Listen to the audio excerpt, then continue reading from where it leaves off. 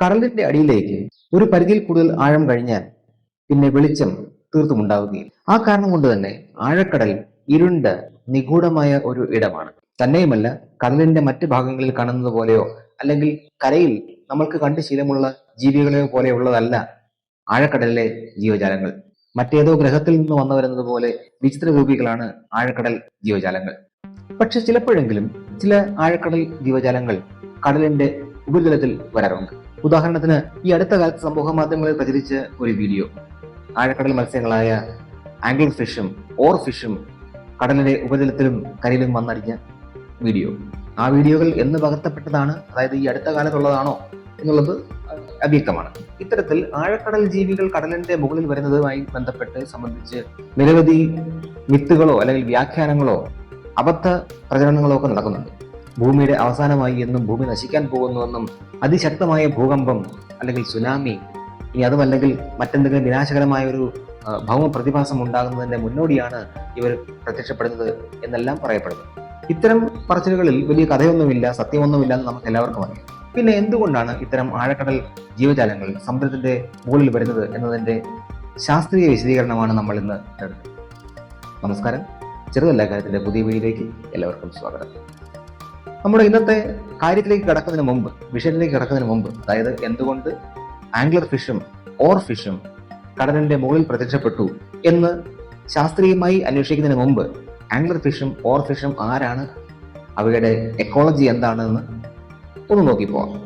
കാറ്റിഡേ കുടുംബത്തിൽപ്പെടുന്ന deep sea angler fish, ആന്റിനഡേ വർഗത്തിൽപ്പെടുന്ന ഫ്രോഗ് ഫിഷ്, ലോഫിഡേ ഫാമിലിയിൽപ്പെടുന്ന മങ്ക് ഫിഷ് എന്നിവയുൾപ്പെടെ 16ഓളം ഫാമിലി ഉൾക്കൊള്ളുന്നതാണ് ആംഗ്ലർ ഫിഷ്. കടലിൽ 200 മുതൽ 2000 മീറ്റർ ആഴത്തിലാണ് ഇവ ജീവിക്കുന്നത്. എന്നാൽ ഇതിനേക്കാൾ താഴ്ചയിൽ, ഏകദേശം 4000 മീറ്റർ വരെ താഴ്ചയിൽ, അതായത് കടലിന്റെ അബിസാൽ ഭാഗത്ത് കാണപ്പെടുന്ന ജീവിക്കുന്ന ആംഗ്ലർ ഫിഷുകളെ കണ്ടെത്തിയിട്ടുണ്ട്.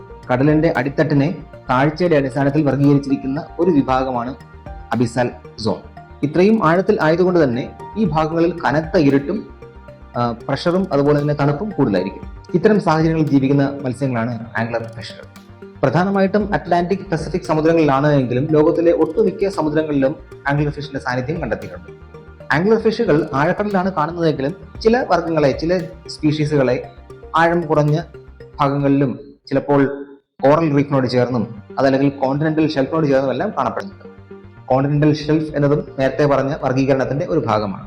തലയുടെ മുകളിൽ നിന്നും വായുടെ ഭാഗത്തേക്കായി നീളുന്ന ഒരു ആന്റിനയും അതിൽ ബയോലൂമിനസൻസ് അല്ലെങ്കിൽ ജൈവദീപ്തി ഉണ്ടാക്കുന്ന ഒരു ഭാഗവും ഉള്ളതുകൊണ്ടാണ് ഇവയെ ആംഗ്ലർ ഫിഷുകൾ എന്ന് വിളിക്കുന്നത്. ഈ ജൈവദീപ്തി കണ്ട് ആകൃഷ്ടരായി വരുന്ന മറ്റ് മത്സ്യങ്ങളെ ആക്രമിച്ച് പതിയിരുന്ന് പിടിച്ചാണ് ഇവർ ഇര കണ്ടെത്തുന്നത്. ചെറിയ മീനുകളും കണവയും കൊഞ്ചും എല്ലാം ഉൾപ്പെടുന്നതാണ് ഇവയുടെ ഭക്ഷണം. ആൺമത്സ്യങ്ങൾ വലുപ്പം കുറഞ്ഞവയും മിക്കപ്പോഴും പെൺ മത്സ്യങ്ങളുടെ ശരീരത്തോട് ഒട്ടിപ്പിടിച്ച് ഒരു പരാതാവസ്ഥയിൽ, പാരസൈറ്റിക് കണ്ടീഷനിൽ കാണപ്പെടുന്നവയുമാണ്. ഒരടിയിൽ താഴെ വലുപ്പം മുതൽ ഏകദേശം 4 അടി വരെ വലുപ്പമുള്ള ആംഗ്ലർ ഫിഷുകളെയും കണ്ടെത്തിയിട്ടുണ്ട്. രണ്ടാമതായി നമ്മൾ പരിചയപ്പെടാൻ പോകുന്ന ആളാണ് ഓർഫിഷ്. റെഗാലസിഡേ എന്ന ഫാമിലിയിലാണ് ഇവരെ ഉൾപ്പെടുത്തിയിരിക്കുന്നത്. ജൈന്റ് ഓർഫിഷ് എന്ന വിളിപ്പേരുള്ള റെഗാലിക്കസ് ഗ്ലസ്നി, പസഫിക് ഓർഫിഷ് എന്ന വിളിപ്പേരുള്ള റെഗാലിക്കസ് റസലി എന്നീ 2 സ്പീഷീസുകളായിട്ടാണ് ഓർഫിഷിനെ കണ്ടെത്തിയിട്ടുള്ളത്. 200 മുതൽ 1000 മീറ്റർ വരെ താഴ്ചയിലാണ് കടലിൽ ഇവയെ കണ്ടെത്തിയിട്ടുള്ളത്. എന്നാൽ ആയുസറ്റ സമയങ്ങളിലോ അല്ലെങ്കിൽ രോഗബാധയുള്ള അവസ്ഥയിലോ ഇത്തരം മത്സ്യങ്ങളെ ഉപരിതലത്തിൽ കണ്ടെത്തിയിട്ടുണ്ട്. സാധാരണയായി കടലിന്റെ അടിയിൽ ഡീപ് ഓഷൻ ഭാഗത്ത് താമസിക്കാൻ ഇഷ്ടപ്പെടുന്ന ഇവർ തീരഭാഗത്തേക്ക്, തീരക്കടലിലേക്ക് വളരെ അപൂർവമായി മാത്രമേ വരാറുള്ളൂ. അറ്റ്ലാന്റിക്, പസഫിക്, ഇന്ത്യൻ ഓഷൻ ഉൾപ്പെടെ ട്രോപ്പിക്കൽ, ടെമ്പറേറ്റ് സമുദ്രങ്ങളിലെല്ലാം, ഉഷ്ണമേഖല, മിതോഷ്ണ മേഖല കടലുകളിൽ എല്ലാം ഇവയെ കണ്ടെത്തിയിട്ടുണ്ട്. ജപ്പാൻ, കാലിഫോർണിയ, മെക്സിക്കോ, ഫിലിപ്പൈൻസ് എന്നീ രാജ്യങ്ങളുടെ കടൽ ഭാഗങ്ങളിൽ ഇവയെ അടിക്കടി കാണുന്നതായിട്ട് റിപ്പോർട്ടുണ്ട്. ആംഗ്ലർ ഫിഷിനെ പോലെ ഇവർ ഒരു പ്രിഡേറ്ററി ഓർഗാനിസം അല്ല, നേരെ മറിച്ച് ഫിൽട്ടർ ഫീഡേഴ്സ് ആണ്. അതായത് വായും ചെകിളപ്പൂക്കളും ഉപയോഗിച്ചുകൊണ്ട് വെള്ളത്തിൽ നിന്നും പ്ലാങ്ടനുകളെ അരിച്ച് എടുത്ത് ഭക്ഷിക്കുന്ന കൂട്ടരാണ് ഓർഫിഷുകൾ. 30 മീറ്ററോളം നീളമുണ്ടാകുന്ന ഓർഫിഷുകൾ അത്ര അപകടകാരികളോ അല്ലെങ്കിൽ ആക്രമണകാരികളോ അല്ല. നല്ല തിളക്കമുള്ള വെള്ളി ചിതമ്പലോട് കൂടിയ ഈ മത്സ്യത്തിനെ ഭൂകമ്പം ഉണ്ടാകുന്നതിന് മുന്നോടിയായിട്ട് കടലിൽ പ്രത്യക്ഷപ്പെടുന്ന കടൽ ദേവന്റെ ദൂതനായിട്ട് ചില നാടോടി കഥകളിൽ വിവരിച്ചു. ഇങ്ങനെയുള്ള മിത്തുകൾക്കും കെട്ടുകഥകൾക്കും അപ്പുറം എന്തുകൊണ്ട് ഇത്തരം ആഴക്കടൽ മത്സ്യങ്ങൾ സമുദ്രത്തിന്റെ മുകളിൽ വരുന്നു, ഉപരിതലത്തിൽ വരുന്നു എന്നതിന് ശാസ്ത്രം നിരവധി വിശദീകരണങ്ങൾ തരുന്നുണ്ട്. അതിൽ ഒന്നാണ് കടലിന്റെ അടിത്തട്ടിൽ ഉണ്ടാകുന്ന ഭൂമികുലുക്കങ്ങളും മറ്റ് ഭൗമ പ്രതിഭാസങ്ങളും. ഭൂമിയിൽ കരയിൽ ഉണ്ടാകുന്നത് പോലെ തന്നെ ഭൂമികുലുക്കങ്ങളും അതുപോലെ തന്നെ മറ്റ് ഭൗമ ചലനങ്ങളും കടലിന്റെ അടിത്തട്ടിലും സംഭവിക്കുന്നുണ്ട്. ശാസ്ത്രജ്ഞർ പറയുന്നത് ഇത്തരം മീനുകൾ ഈ ഭൂമികുലുക്കമോ അല്ലെങ്കിൽ ഭൗമ ചലനങ്ങളോ ഉണ്ടാക്കുന്ന പ്രകമ്പനങ്ങൾ പിടിച്ചെടുക്കാൻ കഴിവുള്ളവയും അതിനോട് വളരെ സെൻസിറ്റീവുമാണെന്നാണ്. ഭൂമികുലുക്കമോ അല്ലെങ്കിൽ മറ്റ് സീസ്മിക് ആക്ടിവിറ്റി മൂലം ഉണ്ടാകുന്ന വൈബ്രേഷനുകൾ ഇത്തരം ജീവികളുടെ ആവാസ വ്യവസ്ഥയിൽ അല്ലെങ്കിൽ അവർ താമസിക്കുന്ന മേഖലയിൽ ഇവർക്ക് അസ്വസ്ഥത ഉണ്ടാക്കുകയും ആ ഭാഗം വിട്ട് മുകളിലേക്കോ അല്ലെങ്കിൽ മറ്റു ഭാഗങ്ങളിലേക്കോ നീങ്ങിപ്പോകാൻ ഇവർ നിർബന്ധിതരാകുകയും ചെയ്യുന്നു എന്നാണ് ശാസ്ത്രജ്ഞർ പറയുന്നത്. ഇതിന്റെ അർത്ഥം ഇത്തരം മത്സ്യങ്ങൾക്ക് ഭൂമികുലുക്കം നേരത്തെ പ്രവചിക്കാൻ കഴിയുമെന്നാണോ? ഒരിക്കലുമല്ല. വലിയ ഭൂമികുലുക്കങ്ങൾ ഉണ്ടാകുന്നതിന് മുമ്പ് ഓർഫിഷിനെ സമുദ്രത്തിന്റെ മുകൾ ഭാഗത്ത് കണ്ടതായി റിപ്പോർട്ടുകളുണ്ട്.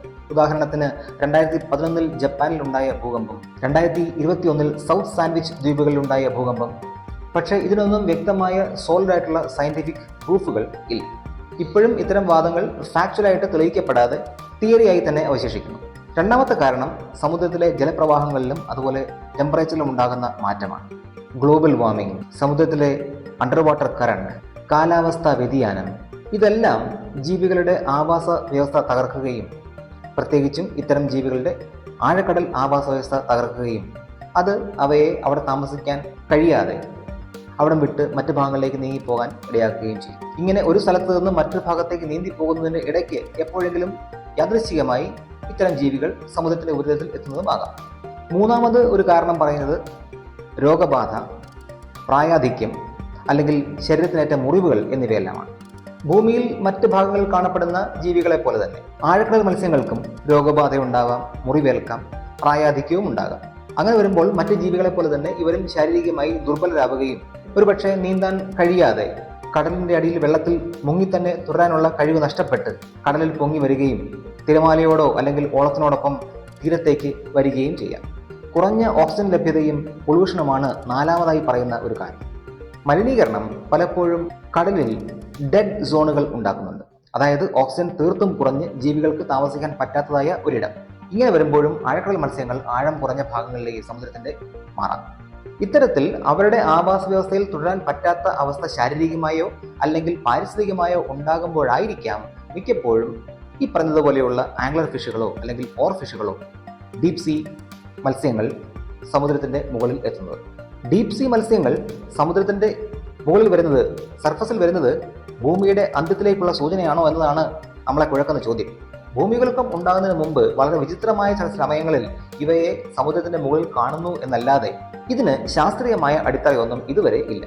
ഇത്തരം മത്സ്യങ്ങൾക്ക് ഭൂമികുലുക്കം അല്ലെങ്കിൽ സുനാമി മുൻകൂട്ടി പ്രവചിക്കാനുള്ള കഴിവുണ്ടെന്നും ഇതുവരെ ശാസ്ത്രീയമായി തെളിവുകളൊന്നുമില്ല.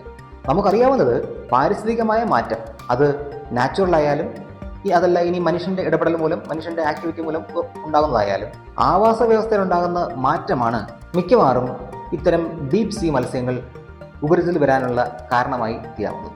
അങ്ങനെയാണെങ്കിൽ ഈ മിത്ത് എവിടെ നിന്ന് വന്നതാണ്? ലോകത്തിലെ പല സംസ്കൃതികളിലും മൃഗങ്ങളുടെ സ്വഭാവമാറ്റം പ്രകൃതി ദുരന്തത്തിലേക്കുള്ള സൂചനയാണ് എന്ന ധാരണ വളരെ കാലമായിട്ടുണ്ട്. ഉദാഹരണത്തിന് ഓർഫിഷ്, ഇത്തരം മത്സ്യങ്ങൾ കടലിന്റെ അടിത്തട്ടിൽ നിന്നുള്ള കടൽ ദേവന്റെ ദൂതനായിട്ടാണ് ജപ്പാനിലും ഫിലിപ്പൈൻസിലും കണക്കാക്കപ്പെടുന്നത്.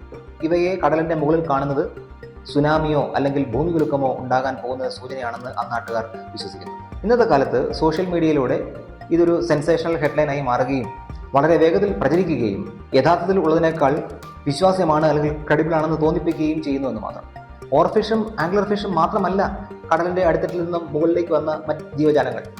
Giant squid, goblin shark, barrel eye fish, frilled shark എന്നിവയെല്ലാം കടലിന്റെ അടിത്തട്ടിൽ നിന്നും സമുദ്രത്തിന്റെ മുകളിൽ വരികയോ അല്ലെങ്കിൽ കരയിൽ അടിയുകയോ ചെയ്തിട്ടുള്ള ഡീപ് സീ ജീവജാലങ്ങളാണ്, ആഴക്കടൽ ജീവജാലങ്ങളാണ്.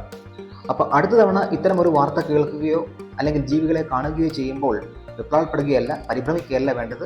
പകരം എന്തുകൊണ്ട് അവർ അവരുടെ യഥാർത്ഥ ആവാസം വിട്ട് പുറത്തു വരാൻ ഇടയായി എന്ന് വ്യക്തിപരമായി ചിന്തിക്കുകയാണ് വേണ്ടത്. തീർച്ചയായിട്ടും ഇത്തരം ഡീപ് സീ മത്സ്യങ്ങൾ അല്ലെങ്കിൽ ആഴക്കടൽ ജീവജാലങ്ങൾ കൗതുകമുള്ളതാണ്, അതോടൊപ്പം നിഗൂഢവുമാണ്. എന്നാൽ ഒരിക്കലും അവർ വരാൻ പോകുന്ന വിപത്തിനെ പറ്റിയുള്ള ഒരു ദുസ്സൂചനയല്ല. പക്ഷേ അത്തരം ജീവികൾ അവരുടെ ആവാസം വിട്ട് പുറത്തു വരുന്നതിന് യഥാർത്ഥമായ കാരണമുണ്ട്.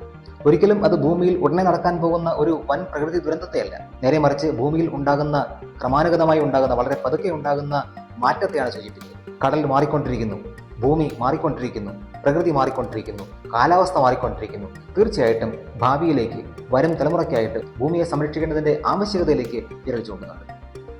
മറ്റൊരു വിഷയവുമായി അടുത്ത വീഡിയോയിൽ നമുക്ക് വീണ്ടും കാണാം.